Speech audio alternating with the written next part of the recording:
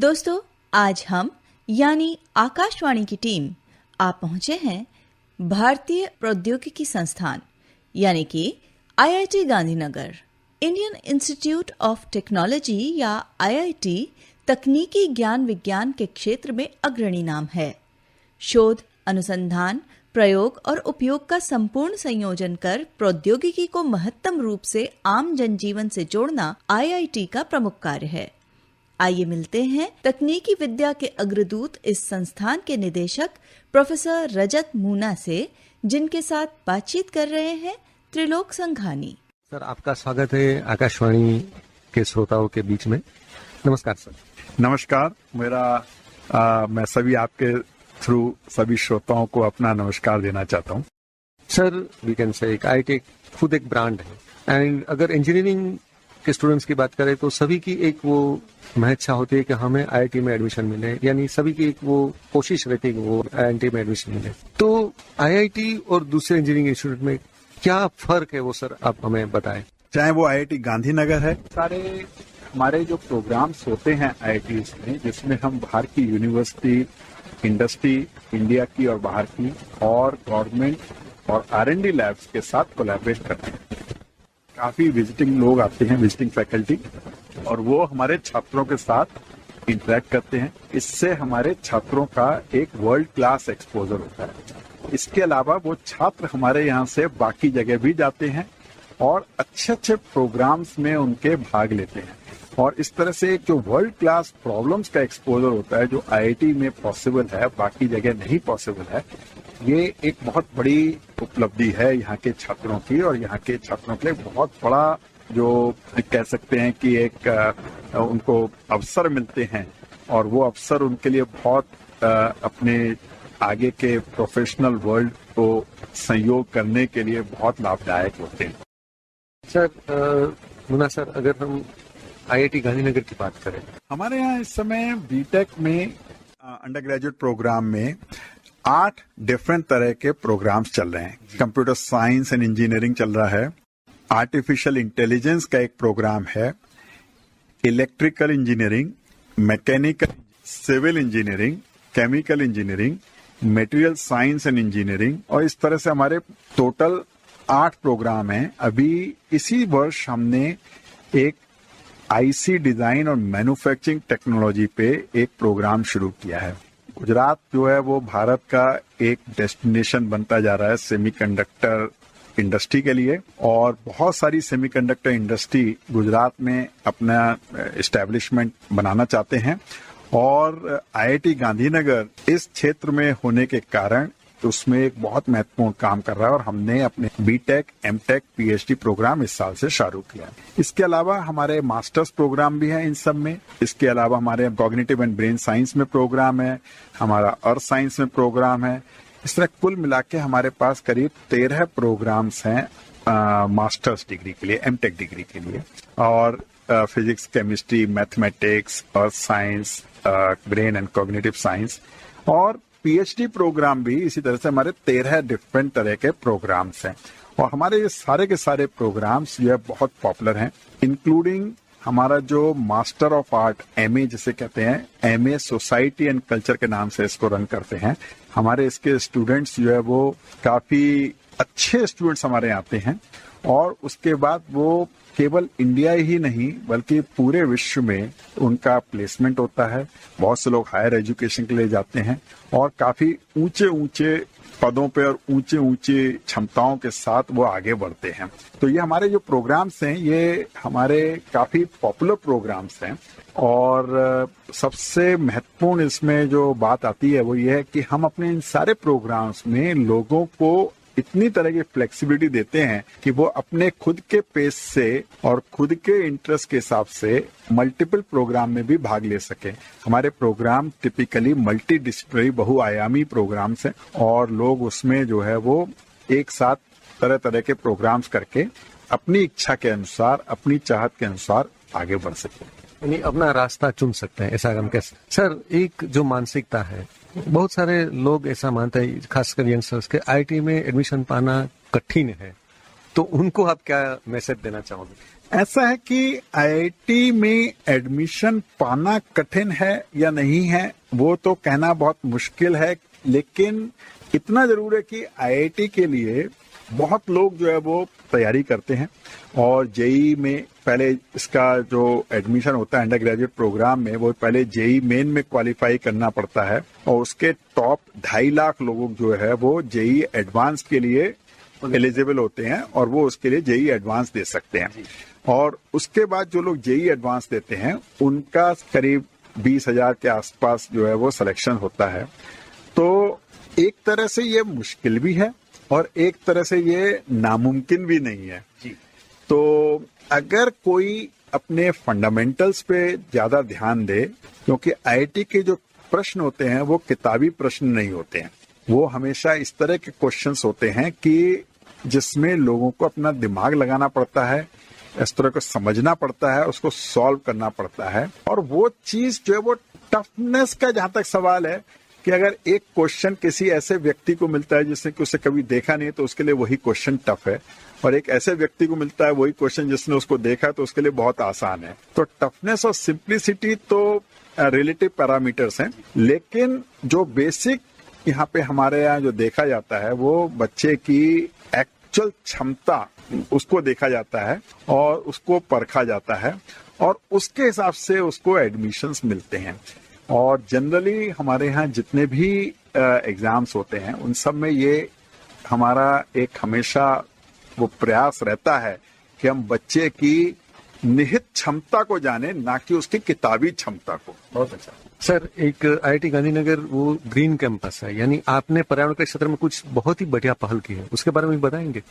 हमारा आईआईटी गांधीनगर का कैंपस करीब 400 एकड़ का कैंपस है और यहाँ पे जब हमने कैंपस का विकास किया तो बहुत सारी चीजों का ध्यान रखा। हरा भरा कैंपस तो आजकल बहुत जगह होता है, तो इसलिए उसके बारे में तो मतलब वो तो होना ही चाहिए, वो तो मिनिमम चीज है। और हरा भरा कैंपस हमारे आईआईटी गांधीनगर का जब आप आते हैं अंदर देखते हैं तो ये शांत, सौम्य, हरा भरा, यहाँ पे चिड़ियों की चहचहाहट सुनाई पड़ती है और इस तरह से बड़ा अच्छा कैंपस है, ग्रीन कैंपस है। पर ग्रीन कैंपस के अलावा हमने इसमें बहुत सारे अलग तरह के प्रयास किए हैं। एक भारत सरकार की एक रेटिंग सिस्टम होती है जिसको हम ग्रह रेटिंग कहते हैं। ग्रह रेटिंग में तरह तरह की रैंकिंग सिस्टम होते हैं, 1 स्टार, 2 स्टार, 3 स्टार, 4 स्टार और 5 स्टार। 5 स्टार रेटिंग सबसे ऊंची रेटिंग होती है। किसी भी कैंपस में, एजुकेशनल कैंपस में आईआईटी गांधीनगर को 5 स्टार रेटिंग मिली और ऐसा पहला कैंपस बना है जो जिसको कि ये 5 स्टार रेटिंग मिली है। अब उस 5 स्टार रेटिंग के लिए हमने बहुत से कार्यक्रम किए और उस कार्यक्रम के बारे में थोड़ा बताना चाहूंगा। सबसे पहली चीज जो हमारे यहाँ है कि जितना भी हमारे यहाँ से गंदा पानी, सीवेज का पानी निकलता है, उसका एक बूंद पानी भी हम नदी में नहीं डालते हैं। हम सारा का सारा वो पानी यहाँ पे उसको ट्रीट करते हैं। उसको ट्रीटेड वाटर को हम अपने लॉन्स को, हरियाली को पानी देने के काम में यूज करते हैं और वो उसके लिए एक तरह से अच्छा है, उसको तो सारे तरह के न्यूट्रिएंट्स मिलते हैं। दूसरा, जो बचा हुआ उसमें जो स्लज निकलता है उसको हम प्रोसेस करते हैं, उससे मैन्योर बनाते हैं और वो हमारे हॉर्टिकल्चर के काम आता है। तीसरी चीज, हमारे यहाँ जितना भी सॉलिड वेस्ट निकलता है तो वो 2 तरह का सॉलिड वेस्ट होता है। एक तो सूखा कचरा और एक गीला कचरा। गीला कचरा जो किचन का वेस्ट है, फलों के छिलके हैं, रोटी, सब्जी, दाल, चावल के वेस्टेज है और जो खाने लायक चीजें होती है उनका वेस्टेज है। उन तरह की वेस्टेज को हम प्रोसेस करते हैं और उससे हम फिर मैन्योर बनाते हैं और उस मैन्योर को हम यूज करते हैं। तो ये हमारा वो कभी कचरा बाहर नहीं जाता है। दूसरा, जो सूखा कचरा होता है, जैसे कि लकड़ी के पीसेज हैं, मेटल के पीसेज हैं, इलेक्ट्रॉनिक वेस्ट है, उसको हम सोर्स पे ही सेग्रीगेट करते हैं। इलेक्ट्रॉनिक वेस्ट को हम इलेक्ट्रॉनिक वेस्ट प्रोसेसिंग यूनिट्स में भेजते हैं। तो चाहे वो बिजली के बल्ब हैं, चाहे वो कंप्यूटर डिस्क हैं, चाहे वो कंप्यूटर्स हैं, टीवी मॉनिटर्स हैं, इन सबको हम जो है वो उस तरह से हैंडल करते हैं। तीसरा, मेडिकल वेस्ट है, उसको हम मेडिकल वेस्ट की तरह से ट्रीट करते हैं। मेडिकल वेस्ट है या पर्सनल हेल्थ के रिलेटेड जो वेस्ट है, वो सारी की सारी चीजें हम उसको एक अलग तरीके से प्रोसेस करते हैं और काफी सेफ तरीके से प्रोसेस करते हैं तीसरा नंबर आता है कि लकड़ी का या मेटल का उसको सेग्रीगेट करके उसको मेटल को मेटल की तरह से हैंडल किया जाता है और जो कि बाद में उसको गलाने के काम और उस तरह की चीजों में चला जाता है। लकड़ी का जो वेस्ट होता है वो टिपिकली हम उसको रीयूज करते हैं जितना हम कर पाए लकड़ी और प्लास्टिक और इस तरह की चीजों का। जो हम रीयूज नहीं कर सकते उसको हम फिर जो बाद में एक अलग तरह से उसका निस्तारण करते हैं। तो हमारे यहाँ सॉलिड वेस्ट भी बहुत कम बाहर जाता है, लिक्विड वेस्ट बिल्कुल नहीं जाता है, सॉलिड वेस्ट बहुत कम जाता है। बरसात का जो पानी हमारे यहाँ इकट्ठा होता है उसको हम अंडरग्राउंड रिजर्वायर्स में उसको इकट्ठा करते हैं। बहुत कम पानी हमारा बरसात का रन ऑफ में चला जाता है, वो तो फिर नदी में चला जाता है, वो तो कोई इश्यू नहीं है। लेकिन बरसात का जितना भी पानी है वो हमारा जमीन को रिचार्ज करने में और अंडरग्राउंड रिजर्वायर्स में इकट्ठा करते हैं, जिससे हम अपने इंस्टीट्यूट की लगभग 10% ताजे पानी की जो हमारी रिक्वायरमेंट होती है उसको हम बरसात के अपने खुद के संजोए हुए पानी को इस्तेमाल करते हैं। तो इस तरह से हमने ये एनवायरनमेंट के प्रति जो हमने जागरूकता दिखाई है और एनवायरनमेंट को जितना कम से कम नुकसान हो, हमने अपने रिसोर्स यूटिलाइजेशन को बहुत कम किया है और उनको रीयूज किया है, उनको प्रॉपर प्रोसेस किया है और इसी वजह से हम 5 स्टार रेटिंग में पहुंच पाए हैं। सर, यानी आईआईटी गांधीनगर को ग्रीन कैंपस बनाने में हर एक व्यक्ति का योगदान है, वो एकेडमिशियन से लेके स्टूडेंट्स सभी लोगों ने अपना अपना योगदान दिया है, तभी ये एक रैंकिंग आपको मिला, ऐसा हम कह सकते हैं? बिल्कुल। और ये हम जो है वो अपने सारे यूजर्स को, स्टूडेंट्स को, रेजिडेंट्स को बार बार एजुकेशन प्रोग्राम देते हैं, ट्रेनिंग प्रोग्राम देते हैं कि किस तरह से वो अपने गार्बेज को सेग्रीगेट करें, किस तरह से वो पेपर को प्रोसेस करें, जैसे रद्दी पेपर हो जाता है, किस तरह से वो खाने को प्रोसेस करें, किस तरह से ड्राई वेस्ट को प्रोसेस करें, इलेक्ट्रॉनिक वेस्ट को प्रोसेस करें, पुराने कपड़ों को प्रोसेस करें। इन सब के हम बार बार जो है ट्रेनिंग देते हैं और हमारा पूरा सिस्टम केवल उनकी भागीदारी की वजह से ही आगे बढ़ता है। सर, एक एकेडमिशियन के नाते पर आप गुजरात के युवाओं को क्या संदेश देना चाहेंगे? मेरे हिसाब से आज की समय में काफी युवाओं में एक असमंजस का भाव रहता है कि हम आगे क्या करें और कैसे करें।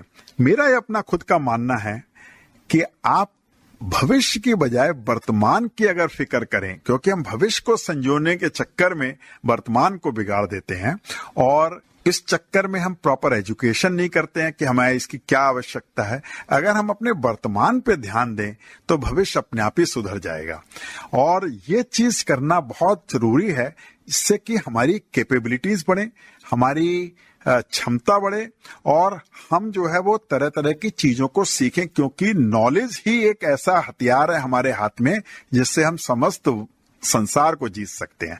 संसार को आज की तारीख में वेपन से नहीं जीता जा सकता, केवल नॉलेज से जीता जा सकता है और भारत इसका एक जागरूक एग्जाम्पल रहा है। आज की तारीख में भारत को जब बाकी देशों में विश्व गुरु की तरह माना जाता है तो वो इसलिए माना जाता है क्योंकि भारतीयों की कैपेबिलिटी के बेसिस पे, ना कि इस बेसिस पे कि हमने कभी किसी को जीता या किसी को हारा या किसी को मारा या इस तरह का चीज। तो हमारा जो बौद्धिक संपदा है, जो नॉलेज है, उसको बढ़ाएं, उसको आगे रखें, अपनी क्षमताओं को, स्किल्स को आगे बढ़ाएं, जिससे हम आगे देश में और संसार में भारत का लोहा मनवा सकें।